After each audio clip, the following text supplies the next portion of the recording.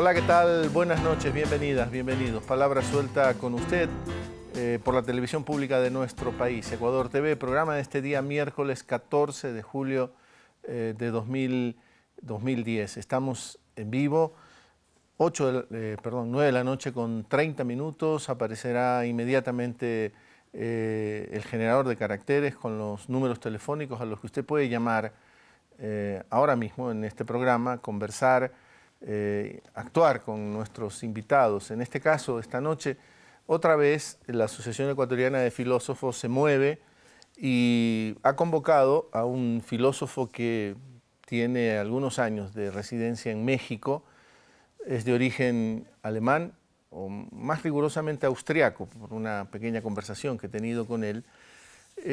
Stefan Gandler, entre otras cosas, conoce la obra, el pensamiento de Bolívar Echeverría, este pensador ecuatoriano que hace poco más de un mes desapareció físicamente, pero que ha dejado una enorme obra y que ha planteado una reflexión, como lo dice el mismo filósofo Stefan Gandler, ha planteado una reflexión sobre el marxismo, pero sin el instrumental europocentrista, por decirlo de alguna manera. Reflexionar sobre el marxismo desde una perspectiva más propia. De eso vino a hablar, entre otras muchas cosas, Stefan Gandler. Bienvenido, Stefan. Gracias por estar aquí en Palabra Suelta. Muchas gracias por la invitación. ¿Cuándo empiezas a conocer a Bolívar Echeverría? Bueno, la primera vez fui a México en 88, en verdad, para conocer el país, pero ahí ya me informo cuáles son los maestros interesantes de la UNAM en filosofía y varias personas me dicen que tengo que conocer a Bolívar Echeverría, como también a Adolfo Sánchez Vázquez. Nos voy a una clase de él que me encanta, porque ya estaba yo un poco desencantado de la filosofía en Alemania, estudiaba en Frankfurt en ese entonces, y ahí me pareció formidable esta clase, y ya empecé a comprar libros de él y empecé a conocer su obra un poco. Adolfo Sánchez Vázquez, de origen español, sí, que también se va para México. Sí, exactamente. Y Bolívar Echeverría, ecuatoriano, que también se va para México, Sí. pero que estudia en Alemania. Bolívar Echeverría estudia en Alemania. Sí, estudié unos 4 o 5 años en los 60 en Alemania, donde conoce a los líderes del movimiento del 68, como Rudi Dutschke, Bernd Rabel. Y este agotamiento o este cansancio que tú tienes sobre el estudio de la filosofía en Europa, por decirlo de alguna manera muy general, ¿a qué se debe?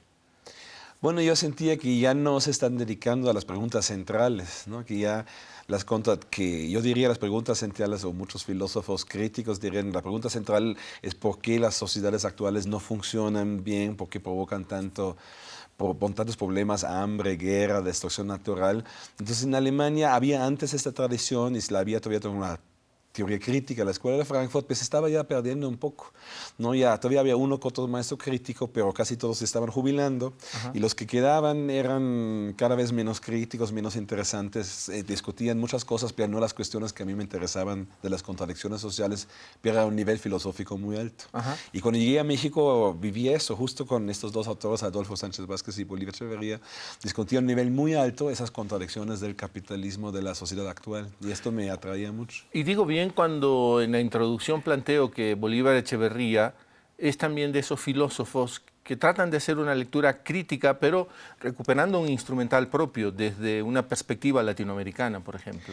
Sí, exactamente. Sí, se opone desde muy joven al dogmatismo que lamentablemente se había dado en el marxismo en muchos autores, y desde muy temprano trata también de superar el eurocentrismo, que también dentro del marxismo, dentro de las teorías críticas se había dado. Nos trata desde una perspectiva de América Latina, de Ecuador o de México, después reinterpretar las obras de Marx y de otros autores. Para América Latina, ¿por qué, Stefan, eso tiene que ser clave? ¿Por qué tiene que ser importante? ¿Por qué debemos de asumirlo? Bueno, claro, para Bolívar Echeverría, creo antes que nada porque él es de aquí y vio como muchas veces aquí falsamente se trataba nada más de copiar los modelos de Europa. Sea en la izquierda o en la derecha, los dos trataban en muchos casos copiar lo que se hace en otros lados.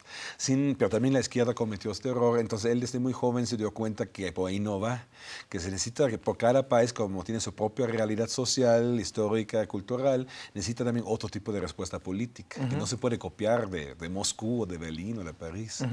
El conocimiento que Bolívar Echeverría tiene de Walter Benjamin, ¿cómo contribuye a esta construcción del pensamiento propio de Bolívar Echeverría? Sí, eso sobre todo creo en los últimos 6, 7, 8 años, donde Benjamin entra cada vez más en el centro de la reflexión de Bolívar. Pero un elemento de Walter Benjamin es que critica la idea del progreso como algo que automáticamente avanza y que hay una dirección definida, clara, que todos vamos en la misma dirección, solo algunos están más avanzados que otros. Y Bolívar más bien, y Benjamin también lo critica, y Benjamin lo critica en el sentido del tiempo, que no es tan sencillo, y Bolívar Echeverría da un sentido también geográfico, ¿no? O cultural, ¿no? En cada región, en cada espacio cultural hay diferentes maneras como se desarrollan las cosas. No se puede dar una sola línea de desarrollo, pero Benjamin le ayuda mucho en este argumento. Claro, que era una de las claves, ¿no? Entender que esta visión de la civilización, por decirlo de alguna manera, planteaba ese camino único, ¿no? Sí. Que debían de seguir todas las sociedades. Sí, que era muy problemático, porque se pensaba que lo que escribía Marx, lo que analizaba del desarrollo del capitalismo en Inglaterra, automáticamente va a ser así en todos los países. Incluso el Marx mismo dice que no es así, que uno sí puede aprender un país, un movimiento político social, un país puede aprender de otro, pero aprender no es lo mismo que copiar. Puede aprender uno de la experiencia del otro, pero teniendo o tiene que aplicarlo a la propia experiencia, transformándolo a partir de las propias experiencias. Ya el mismo Marx lo dijo, pero o sea, lamentablemente muchos de sus seguidores olvidaron eso y quieren hacerlo más fácil.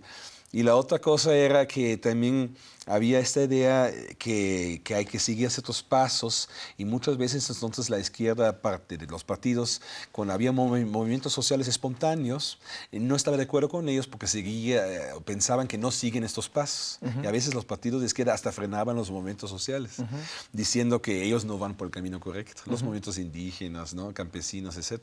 Entonces esto Bolivia también desde muy temprano se dio cuenta que hay un problema ahí.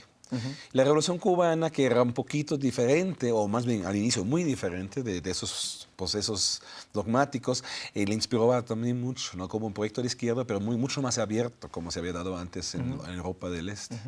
Ahora, cuando el pensamiento crítico latinoamericano intenta eso, lo puede hacer quizá, es más viable, mejor, hacerlo en el mundo académico, pero es mucho más difícil en otros escenarios. ¿Te parece? El pensamiento propio latinoamericano, cuando decimos queremos hacer una crítica del modelo que ha seguido Europa o el modelo que ha seguido Estados Unidos, se lo puede hacer en el claustro académico, pero cuando lo quieres extender hacia el conjunto de la sociedad es casi imposible. Bueno, quién sabe, a la vez puede ser hasta más fácil, porque también en la experiencia cotidiana de la población que puede ayudar. No conozco tanto, la verdad, el caso ecuatoriano, lamentablemente, pero en el caso mexicano, por ejemplo, sí había desde los movimientos indígenas, por ejemplo, los zapatistas, otros grupos, una también intuición, un conocimiento, una idea que hay que seguir otros caminos. Y los zapatistas, por ejemplo, en el 94 dicen muy claramente, no vamos a seguir los modelos de otros grupos, vamos a tener nuestro propio camino. Yo creo que a veces desde abajo puede también ser hasta a veces incluso más fácil que en la academia. Depende mucho de la situación de cada grupo, cada movimiento político concreto. Pero el movimiento zapatista lo está haciendo, en el caso mexicano, ¿no? Intentando hacerlo. Pero hoy vive en México, no sé qué lectura hagas tú, Estefan, una suerte de destrucción del Estado mexicano, ¿no? Hay espacios en México, por lo menos es mi lectura, en donde ni siquiera el Estado formal puede entrar. Ha sido tomado, por ejemplo, por el narcotráfico. Mientras el movimiento indígena piensa desde abajo, ¿qué está pasando en el resto de México? Bueno, en México lo interesante es donde más graves son esos problemas, es justo en las zonas donde más fuerte y más directamente se ha aplicado el modelo neoliberal.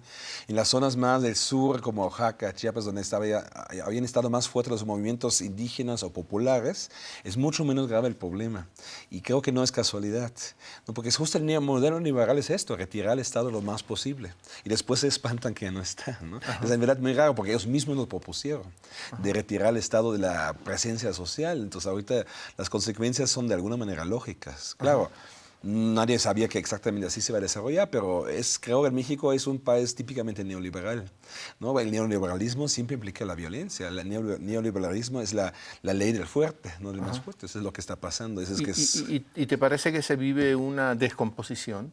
Sí, por supuesto, pero digamos de alguna manera planeada, porque el sistema capitalista actual plantea eso, lo menos Estado posible, que todo se rige según quién más ganancias puede sacar, quién más poder de armas tiene. Entonces esto está pasando, es una descomposición, pero no creo que sea algo azaroso o casual.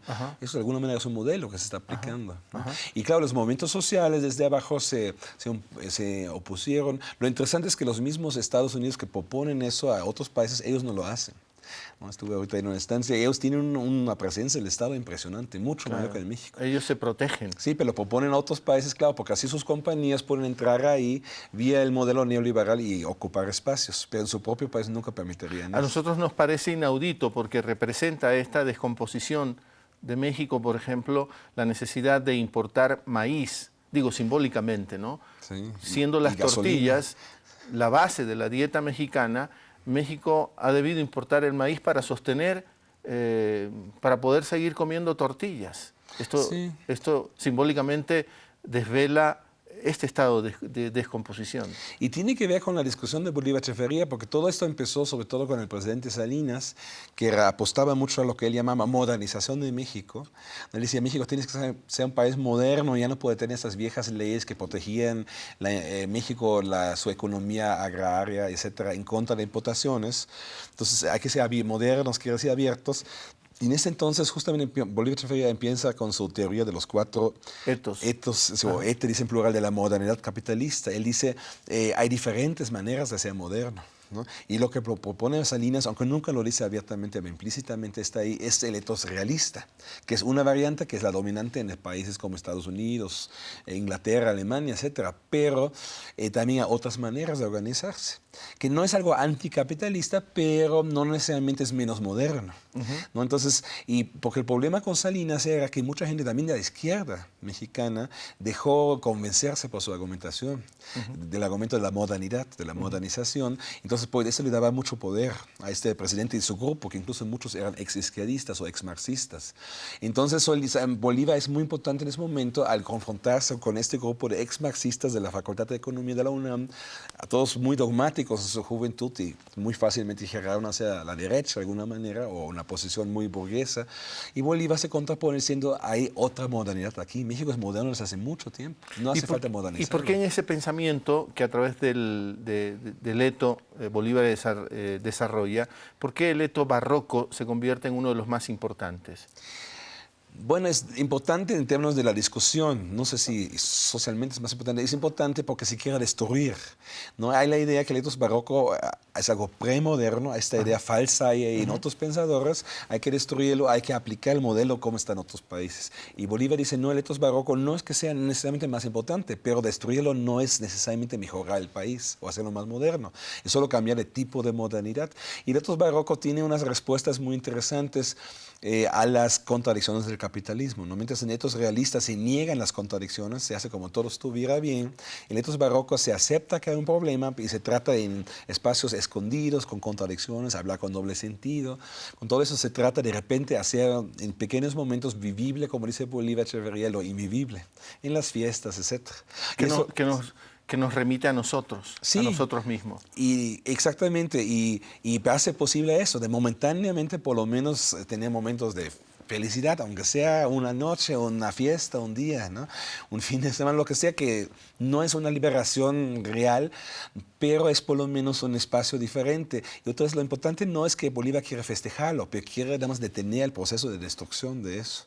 Creo que la idea es que esto, aunque sea también parte del sistema capitalista, en algún momento puede tal vez aportar algo para una sociedad postcapitalista. Por ejemplo, lo que él da mucha importancia es el mestizaje cultural. El etos barroco, que también aquí se puede ver en esta iglesia, ¿no? De la compañía que fuimos el otro día. ¿Era la primera vez? ¿Es tu primera vez en Ecuador? Sí, primera vez en Quito, ¿no? Ahí se mezclan elementos estéticos indígenas y españoles de una manera que solo en el barroco puede permitir. Ningún otro arte permite esto. Nuestros artesanos le hicieron trampas a los jesuitas. Sí, era trampa, pero a la vez una trampa que era posible dentro del arte barroco. En otro sistema estético esa trampa hubiera sido imposible. Exacto. El barroco permite de alguna manera eso, porque el barroco siempre está así caótico, mezcla elementos. Aún el barroco europeo ya hace eso. Entonces, esto de Ría Bolívar es algo interesante del etos barroco, que permite más que los otros el mestizaje cultural, y con esto tiene un elemento no necesariamente liberador, pero tal vez un elemento interesante para una sociedad no capitalista. Pero además le responde a aquellos que creen que esta era una tierra árida, que no existía nada, que no había nada, le responde que sí había, que teníamos una forma de organizarnos, una forma de ver al mundo, una forma de reflexionar sobre ese mundo. Sí, claro, y lo que dijiste de los jesuitas, él diría que los jesuitas de aquí trataron de construir dentro de una forma previa o temprana de su capitalismo, más o menos capitalismo, trataron ya también construir una sociedad que a pesar que era una economía represiva, de todos modos rescatar ciertos momentos de justicia, ¿no? Entonces ese momento era un proyecto a lo mejor muy loco, muy contradictorio, pero había este elemento de no totalmente confiarse en el modelo económico, sino crear espacios paralelos, ¿no? Este era un poco el proyecto jesuita, que también se puede criticar de alguna manera, pero tiene este elemento interesante de no todo entregar a la voluntad, entre comillas, del valor de las mercancías. Stefan Gandler, filósofo alemán, acá en nuestro país, a propósito de Bolívar Echeverría, Stefan tiene un libro, Marxismo Crítico en México, Adolfo Sánchez Vázquez y Bolívar Echeverría. Precisamente esos dos maestros, el uno de origen español, Bolívar Echeverría, ecuatoriano, que marcan su formación como filósofo. A propósito de eso, Stefan ha venido a nuestro país, auspiciado por la Asociación de Filósofos Ecuatorianos y por la Facultad Latinoamericana de Ciencias Sociales, y está en encuentro con académicos, pensadores, estudiosos, estudiantes aquí en nuestro país. Tenemos una primera llamada telefónica que me ayuda a la producción. Desde Ibarra, el señor César Muñoz. Buenas noches, bienvenido y adelante con su comentario. Muy buenas noches. Yo quiero simplemente hacer una pregunta puntual al entrevistado. Se trata de cómo es su visión sobre el pensamiento filosófico del pensador peruano Mariátegui, e igualmente sobre el pensador marxista ecuatoriano Agustín Cueva, que durante muchos años fue también profesor en la UNAM. Muchas gracias. A usted, Mariátegui y Agustín Cueva, que debes de conocerlos. Sí, claro. Sí, Mariátegui obviamente ha sido uno de los primeros marxistas no dogmáticos en América Latina, tal vez el primero, o probablemente el primero, que trata también ya de rescatar la importancia de un propio proyecto, en este caso del Perú, ¿no? Que no necesariamente debe seguir los modelos de Moscú. Aunque creo que tiene él la limitación, aunque es muy temprano, ¿no? Pero desde la perspectiva de hoy, la limitación que él solo defiende, si lo entiendo bien, o sobre todo defiende esto, ¿no? El derecho al Perú hacia su propio proyecto, y no hacer esto una teoría más universal, ¿no? Y que a lo mejor en este momento no era posible todavía. Y Bolivia, que obviamente trabaja años después, sí hace esto ya una teoría que no solamente defiende el derecho de los países de América Latina, Ecuador, ¿no? México y los otros, de tener su propio vía de organizar su convivencia, sino hacer eso una teoría general, universal, donde critica en general la filosofía existente. No solamente dice aquí es diferente, sino en general hay que aceptar que la modernidad no funciona solamente de la manera realista. Porque lo del barroco existe también en Europa, ¿no? Son momentos que aquí son muy fuertes, pero es algo que puede existir en muchos otros lados. Entonces eso sería, creo yo, para mí la fuerza de Bolívar Echeverría, que hace una teoría universal, de alguna manera, no solamente de aquí. De todos modos, Mariátegui históricamente ha sido muy importante, por supuesto. Y además es sustento teórico para muchos pensadores que vienen después de él, Mariátegui. Sí, claro, también como una inspiración, ¿no? Y justamente en México hay un alumno ecuatoriano en la UNAM ¿no? Álvaro Delgado, que él trabajó con Bolívar Echeverría justamente sobre Mariátegui. Entonces ahí vía él se establece una cierta relación entre los dos pensadores. Y sobre Agustín Cuevas, claro, él ha sido un importante pensador en la UNAM en México y sí le ha seguido un poco en algunos eventos, en conferencias, en algunos textos, pero en verdad no conozco así mucho, muy ampliamente su obra. Entonces, lamentablemente, puesto no puedo decir tanto sobre él. Sé que ha sido muy importante en la discusión mexicana en todos los años que ha vivido allá, pero si no, mejor no opino más de algo que no conozco con tanto detalle. Stefan Gandler, le reitero, filósofo alemán, dejas Alemania porque te agota, se pierde la criticidad, se pierde ese espíritu crítico, buscas América Latina, encuentras en México eso. ¿Se sigue moviendo así la cuestión? ¿O también tiende a perderse el espíritu crítico? Bueno, ojalá que no pase esto ahorita con la muerte de Bolívar Echeverría, porque él de alguna manera sí ha cumplido un papel muy importante en la UNAM. Y también Adolfo Sánchez Vázquez, que ya también se retiró, está vivo, pero ya no está muy activo por razones de salud. Entonces, sí, efectivamente, yo creo que ahorita se trata de los estudiantes, a lo mejor de algunos maestros de izquierda, la sociedad mexicana en general, de presionar que estos huecos que se abrieron con estas dos salidas de la Facultad de Filosofía y Letras en la UNAM en México no se queden así, ¿no? Que se ponga otra gente ahí con un perfil parecido, con capacidades por lo menos parecidas, tal vez no se encuentra nadie igual de lúcido, pero que vayan por ahí. Entonces yo creo que sería muy importante, y si esto se va a dar o no, creo que se depende de eso, ¿no? De las relaciones de fuerzas, como se dice, que la UNAM ha sido siempre una universidad muy combativa, ¿no? Y hay bastantes estudiantes que estimaban muchísimo a Bolívar Echeverría, ¿no? Al funeral vinían muchísimos, era muy emocionante su manera de estar ahí. Entonces, nadie sabe todavía qué va a pasar, pero sí hay el peligro que se pierda algo ahí, pero esto a la vez hay la posibilidad que no. Esto depende de eso. Y claro, lo que dices sobre Alemania, ahí efectivamente el proceso de exclusión de pensamiento crítico es mucho más avanzado. Alemania es un país bastante dogmático hoy en día, donde el Estado tiene un control directo de la universidad, mucho más que en México, donde las universidades tienen una autonomía que no solamente es formal, que sí tiene una realidad, y eso en Alemania no existe ni formalmente ni realmente una autonomía universitaria, y esto desde los años 70 o 80 ha provocado que casi no entra gente crítica. Los únicos maestros críticos que tuvimos allá eran gente que entraban en el 68 o hasta el 62. Ahí sí entraban por la presión del movimiento estudiantil, pero después ya no entró ningún maestro crítico. Entonces esto sí ha sido una de las razones también por que ya no quise estar ahí, y también la sociedad en general, que es bastante cerrada. En Alemania en general, en Europa es bastante racista el ambiente, y entonces esto también se me hizo un poco atractivo. Tanto que, entre otras cosas, no has podido abandonar tus reflexiones y tus estudios sobre el funcionamiento del nacional socialismo, ¿no? Del nazismo. No has podido, digo, abandonar esas reflexiones porque da la sensación que quedan en pie pensamientos e instituciones que funcionan con la lógica nazista.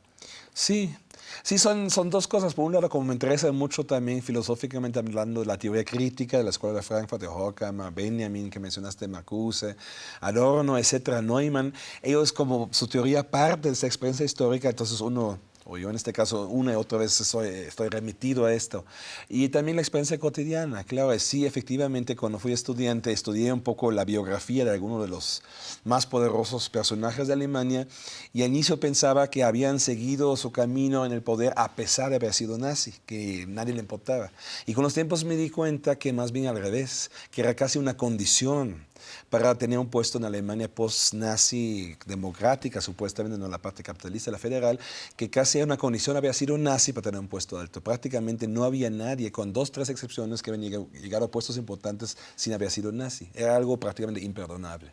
Por eso haces esa reflexión sobre esta película Shoah. Shoah, sí. En donde, claro, parte de la historia es este muchacho, este niño incluso, que va encontrando símbolos del nazismo, pero que de alguna manera están ahí, como simbólicamente, ¿no?, en la sociedad alemana. Sí, lo que cuentas, claro, cuando yo tenía como No me acuerdo, ahorita 10, 12 años sí entré como bombero voluntario al ático del municipio, del edificio municipio, y encontrábamos un ático que siempre estaba cerrado, pero lo abrieron por el simulacro de los bomberos voluntarios. Ahí sí encontramos muchísimas banderas y inmensas suásticas, ¿no? Y guardados con una capa de polvo bastante grande, pero se notaba que no era tan grande, que no era tan lejos, ¿no? Y por alguna razón pensábamos, yo y mi amigo que subimos, por alguna razón lo guardaban, ¿no?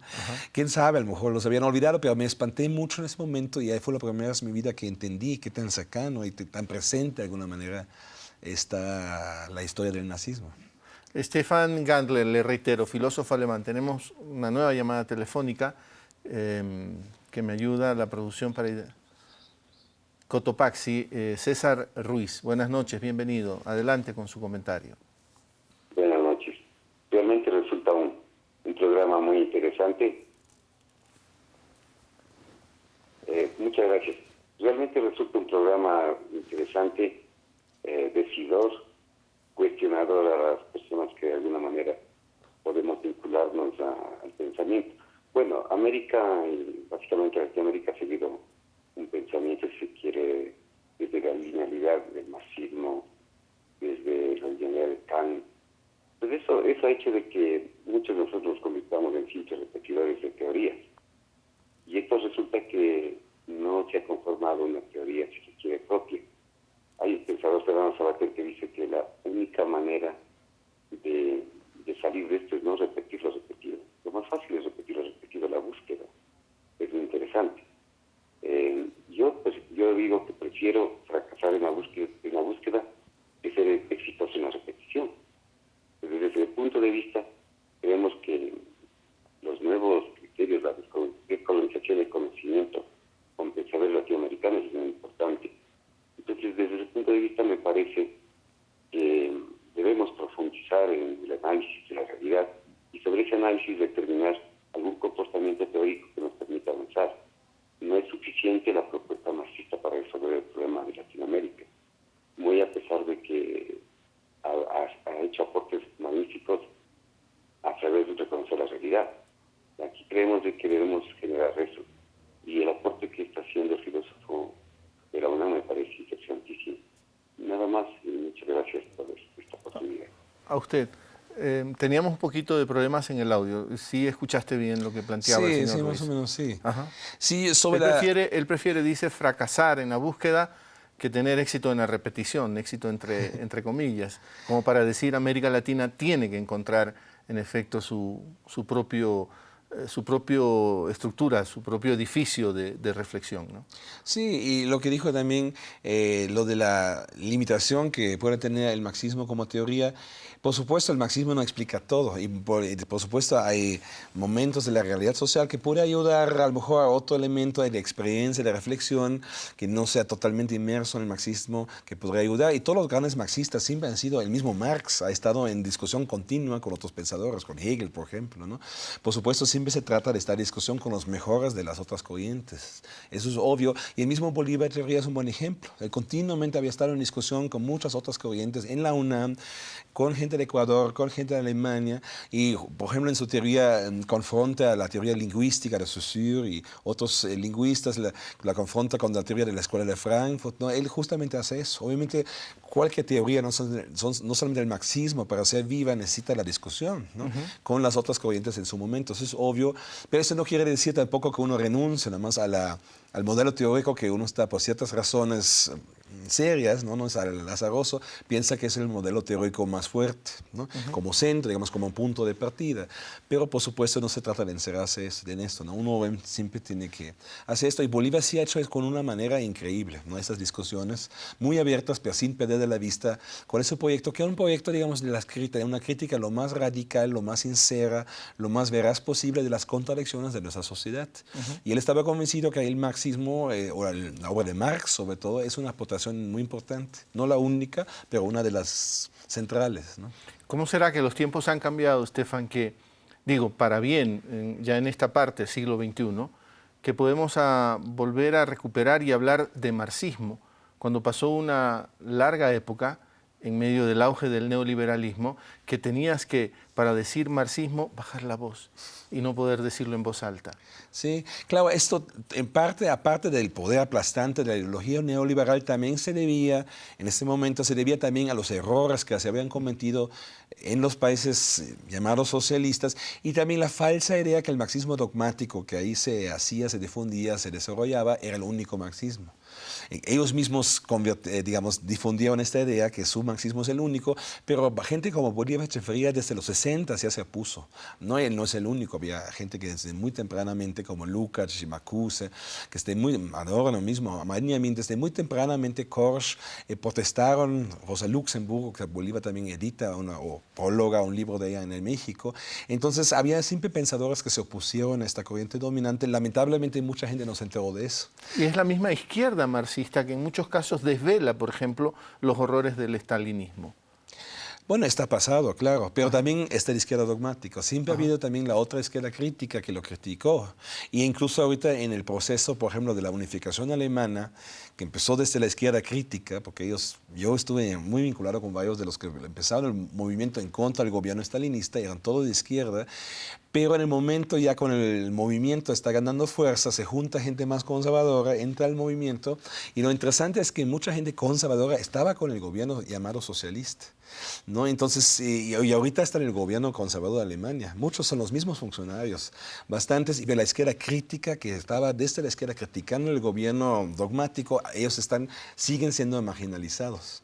¿No? Lo han estado en este entonces, y entonces los oportunistas siempre se declaran lo que les conviene, ¿no?